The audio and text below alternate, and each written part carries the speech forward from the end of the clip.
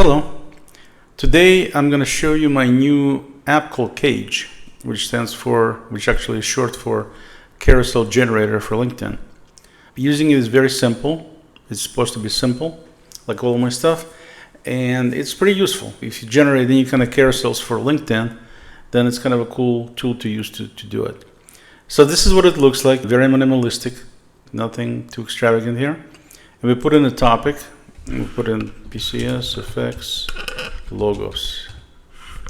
Put some kind of a topic. It's going to put it on the last line on every slide. And in terms of slides, let's do maybe, let's see. I have 1, 2, 3, 4, 5, 6, 7. Let's do 10 slides. Okay, and you can put in whatever number you want here. And we say set up slides. But before we do that, we need to make sure our settings are set correctly. And so when you click on the settings tab, you will see a way to put in your business name, put in the link.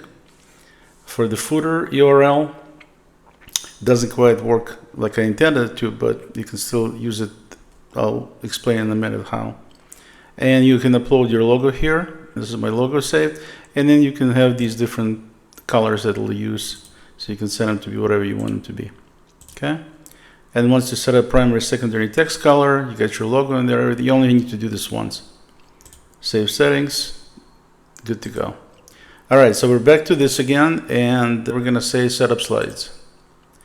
Now we need to tell it what those 10 slides will be. So as you can see, we got these boxes for slide 1 all the way to slide 10.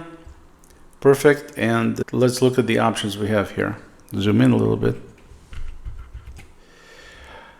So let's see, what do we have? For slide 1, we have ability to put in either text slide or image slide. As you can see, when you click on image, it changes the display to allow you to indicate what image. So you can just click on choose image. It comes up, and then we'll click on this one, click open, and it's going to drop the image in here so you can see what it looks like. Ideally, you want images to be square. For carousel slides, they usually recommend 1080 by 1080 resolution. These ones, I think, like 1024 by 1024, but hopefully it'll come out okay. So once we have the image in place, then we're good to go, and we can advance to the next one. Now, in addition to having images like this, we can also have text slides. And let's change it back to text. I'll show you what that can do. So in the text slides, you can put in any amount of text. So we can say, you can have something like that. You can put in as much text as you want within reason, because it's going to run out of room if you put too much. But if you don't put too much, it should be just fine. Okay? And so let's say we put this. So what it's going to do is actually going to create a slide with the colors I showed you in the settings. And it's going to put the logo in the top left corner for the text slide. And it's going to put this text, obviously, so it's visible. You can also control if you want this particular text to be left justified, centered, or right justified. In my case, I like it to be left justified. But if you want to do like a big heading or something, then you could do it in the center if you want. And of course, you can click on remove to get rid of it. And then we move on to the next slide. And so let's start with these slides being images. So we again choose image. Let's choose logo here. And we do the same thing in this next one. So I'm just going to quickly go through these things so you don't have to wait for me to load all of them. But the concept is the same. Okay, so we'll leave the last slide to be the last one. We'll say the end like this, and we'll keep it in the center. Okay, so the last slide is done. Be a text slide, it'll be centered, and we are done. So you can see at the bottom here it says add another slide. So if you don't choose the right number to start with, don't worry about it. You can easily add additional slides below. This version right now doesn't allow you to mix and match. In other words, you cannot say, oh, I want this to be the 9th slide and I want this to be the 10th. It doesn't have ability to move things around right now. It just allows you to add to the end. And there are some other nice features that could be implemented that are not there yet. But hey, it's free. So one of those things. Okay, so once we get done populating all the stuff, we just go and say generate PDF. It says PDF downloaded. That's it. So if we open it up, this is what it looks like. This is what the first slide looks like. And you can see it puts in the logo up there, puts in this thing.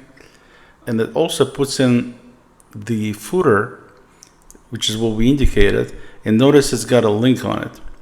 And if I click on it, it's going to actually take me to the website. You can have it set up to go to wherever you want to go. One of the limitations with this is in LinkedIn itself, this is not a clickable link. It's not going to do anything, unfortunately. So even though the file is generated correctly, you're not able to do anything with that. So it'll be there, but it's not going to be clickable. But if it's a PDF like this, to start with, you can see you can click on it. The limitation of PDFs is that you cannot open it in a new tab. In other words, it'll open in the same exact tab, which means that the user basically will have to click the back button in the browser to be able to get back to where they were.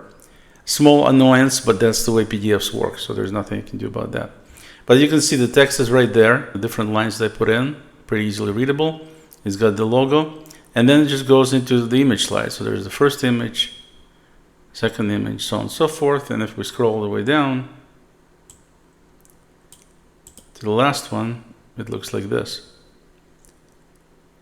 This is obviously totally usable, useful if you want to do it, and it's got a little date stamp in there. So now, how do we put it into LinkedIn? The way we put it into LinkedIn, so before we get into that, if you want, as you can see, it's just a PDF. So you can set it up so you can share it with people, just like any other PDF. You can put it on your website, you can put it in your blog, you can email it to people, you can attach it to any other kind of documents that take PDFs. In other words, it's just another PDF. It's not any different than any PDF file. So whatever you normally do with PDFs, you can do with this. If you use this to set up some sort of like a lead magnet or something for yourself, by all means do it. Think of it as creating a PDF file. Very simple. But we're not doing it for that, we're using it for LinkedIn. So let's jump to LinkedIn and go to LinkedIn here. And at this point, we're gonna create a new post. So we click on Start a Post.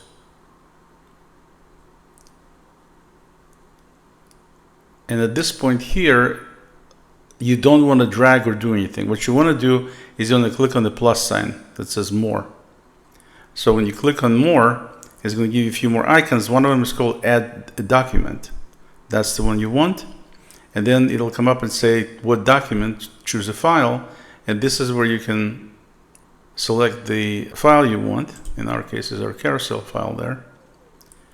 And it's going to go ahead and load it pretty quickly, even though it's 10 pages, it doesn't take much time.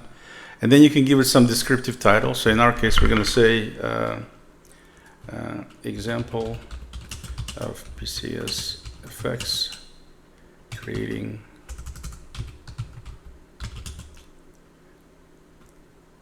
logos using the font effect. Okay, something like that. And now it shows us we got 10 pages, shows us what it looks like. As you can see, we're sitting on page 1. We flip through it, you can see they all look fine. Exactly how I wanted them to look. And then we get to the last page.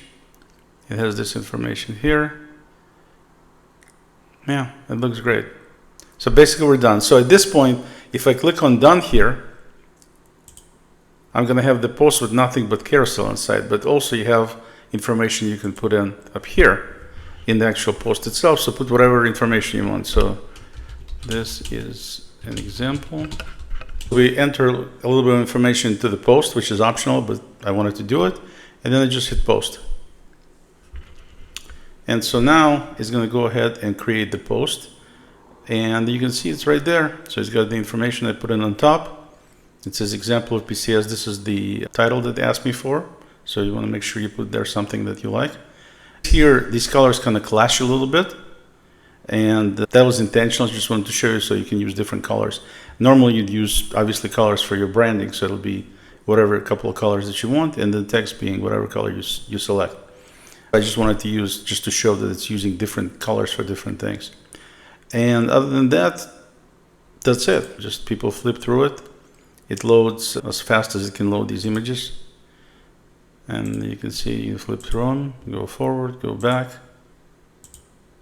All kinds of different effects you can do with PCS effects. In this case, it looks almost like a logo generator, but the logo effect is a totally separate thing than this is. And that's it. It's just another post on LinkedIn, just like any other post. I hope you liked it. And if you have any questions, you can leave them down below. And I'll also leave the link below on how to obtain PCS effects, so you can do all this stuff by yourself at your own convenience on your own computer. And with that said, until next time, I'm Oleg.